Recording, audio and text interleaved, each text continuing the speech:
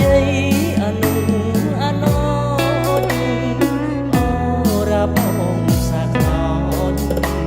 កណ្ដោកណ្ដែងអាឡ័យប្តីគេទៅជួញគេទូញអានឹងប្តី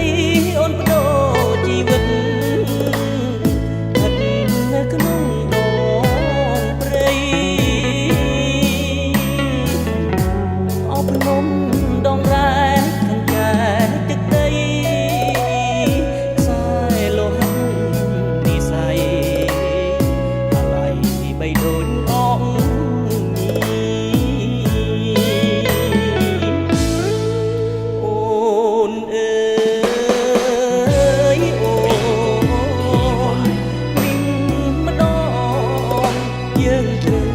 បែកភ្លើបែកទីចាំជំរំបន្ទាយត្រនំទៅនៅគិរីទុកញោមញី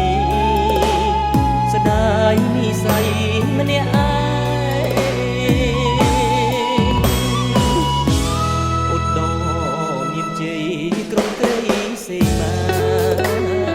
ដងគិរីបបតា